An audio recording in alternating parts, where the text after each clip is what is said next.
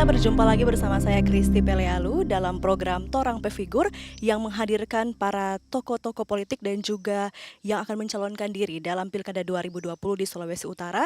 Dan saat ini saya sudah bersama dengan salah satu calon yang akan maju dalam Pilkada Kabupaten Minahasa Utara dengan Pak Jone Ganda, calon Bupati Minahasa Utara 2020. Halo Pak, apa kabar? Baik baik, Rizky, apa kabar? Baik, baik Pak.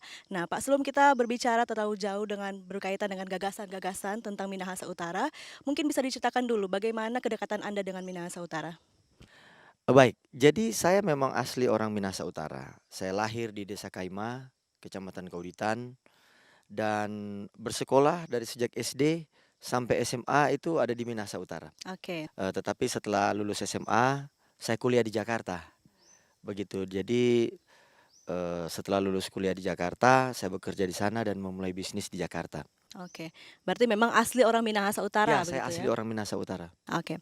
Nah, kenapa kembali tertarik untuk, kan Bapak sebelumnya adalah pengusaha, kemudian kenapa tertarik untuk menjadi politisi begitu Pak?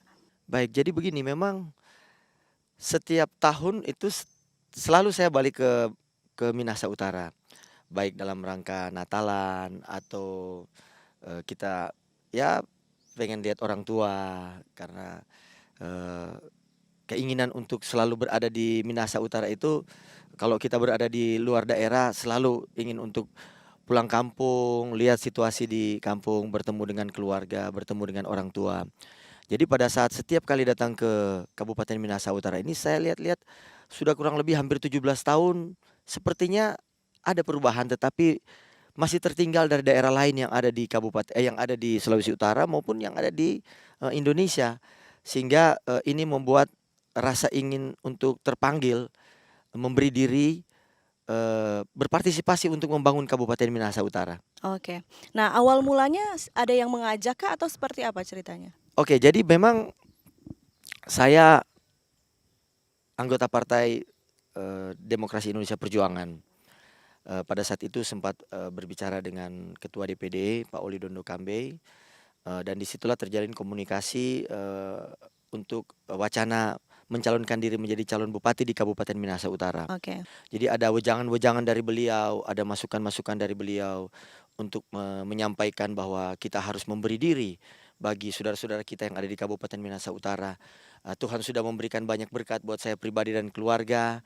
Ya, ada alangkah baiknya untuk saya memberi diri untuk bisa mengabdi, memberi, eee, pemberian pelayanan kepada masyarakat di Kabupaten Minahasa Utara. Oke, kenapa harus, titik fokusnya adalah kenapa harus jadi bupati begitu, Pak? Tidak jadi yang lain? Iya, jadi memang begini, menjadi bupati itu kita bisa berkarya lebih, karena pada saat kita menjadi kepala daerah itu kita mampu menggerakkan banyak sektor. Kalau kita hanya menjadi pengusaha saja, kita hanya bisa bergerak di satu sektor, artinya dalam bidang usaha.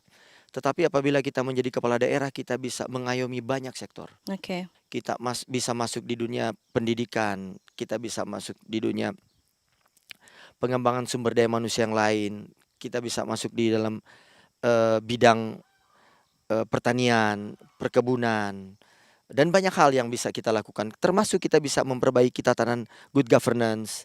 Ya, jadi banyak yang bisa kita lakukan dan pemerintah itu memiliki otoritas untuk bisa berbuat banyak dalam kita, membangun atau mengembangkan ke Kabupaten Minahasa Utara. Oke, yang Anda bawa sebagai pengusaha sehingga, yakin begitu dengan Anda menjadi bupati ini dengan, background pengusaha bisa diterima masyarakat itu apa, Pak? Oke, jadi begini, pengusaha itu memiliki mental yang luar biasa, ya. Pengusaha itu pantang mundur, ya. Kalau ada istilah, guyon ya, mereka bilang pengusaha itu memiliki 9 nyawa. Artinya pengusaha itu tidak mudah menyerah.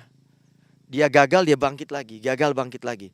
Nah, semangat mudah tidak pantang menyerah ini menjadi modal untuk kita bisa memberi diri membangun Kabupaten Minahasa Utara. Karena membangun, mengelola tatanan masyarakat, mengelola tata pemerintahan itu tidak mudah.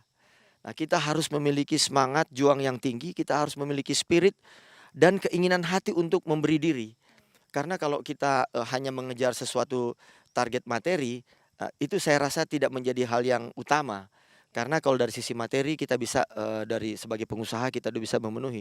Dan itu bukan tujuan kalau kita menjadi bupati itu, tujuan itu bukan dari sisi materi, tetapi tujuan itu adalah untuk membangun masa depan Kabupaten Minahasa Utara yang adalah kampung halaman saya sendiri, dan di masa yang akan datang mereka mengingat bahwa ada pemimpin, ada bupati yang pernah membangun Kabupaten Minahasa Utara ke depan, memberikan landasan-landasan yang baik, sehingga anak cucu kita nanti bisa merasakan apa manfaatnya.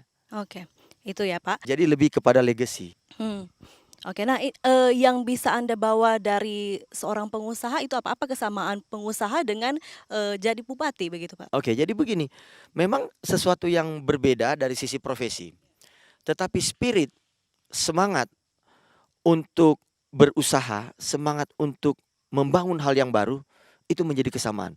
Seorang pengusaha punya cita-cita, punya visi, misi untuk membesarkan perusahaannya. Itu kalau pengusaha. Seorang bupati itu memiliki visi dan misi untuk bagaimana mensejahterakan masyarakatnya. Nah, mensejahterakan ini kan luas. Kita bisa membangun tatanan ekonomi yang baik. Kita membangun tatanan hubungan masyarakat yang baik. Kita mengkombinasikan, kita mengelaborasi semua stakeholder yang ada di Kabupaten Minahasa Utara ini sebagai satu keluarga yang besar untuk bersama-sama membangun visi ke depan. Jadi menjadi bupati itu kita merangkul semua stakeholder untuk kita bawa, mengajak mereka berpikir bahwa kalau kita bersama-sama membangun kabupaten kita, maka anak cucu kita ke depan tidak perlu kita takut lagi. Oke. Begitu. Oke. Nah, ketika Anda, mencalonkan diri sebagai bupati, calon wakil bupati Anda juga adalah seorang pengusaha. Kenapa tidak memilih birokrat atau hal yang lain, Pak? Oke, jadi begini, kami berdua ini adalah kader PDI Perjuangan. Jadi sebenarnya memang background kami adalah pengusaha, tetapi basic politik kami jelas. Apalagi di PDI Perjuangan, kami itu kader mendapat pendidikan politik. Baik saya dan Pak Kevin, kita itu sudah melewati pendidikan politik di PDI Perjuangan. Dalam pendidikan politik yang kita sebut dengan sekolah partai itu, kita dilatih bagaimana menjadi kepala daerah. Nah, melatih bagaimana menjadi kepala daerah itu dari berbagai sektor, baik mengelola tata pemerintahan, pencegahan korupsi, kemudian bagaimana kita membangun pedesaan dalam rangka kita membangun kabupaten. Banyak tokoh-tokoh partai PDI Perjuangan yang menjadi mentor pada saat kita mengikuti sekolah partai itu. Sehingga Oke. bagi kami background pengusaha itu adalah background mentalitas. Mentalitas untuk membangun, mengelola. Tetapi background politik kami sangat jelas. Dan kami memiliki background pendidikan yang jelas di PDI Perjuangan sebagai kader untuk dipersiapkan menjadi pemimpin di kabupaten, kota. Dan kami berdua, saya dan Pak Kevin itu sudah dinyatakan lulus di sekolah partai politik PDI Perjuangan. Sehingga kami yakin bahwa dengan pendidikan yang cukup, background kami, mentalitas kami mampu membawa Kabupaten Minahasa Utara ini menjadi lebih hebat. Oke, tadi Anda mengatakan bahwa ada, hal setelah 17 tahun nampaknya tidak banyak perubahan begitu ya. Apa saja yang Anda lihat? Kita akan, kembali untuk membahas tentang hal ini, tapi setelah yang satu ini tetap di Torang Pe Figur.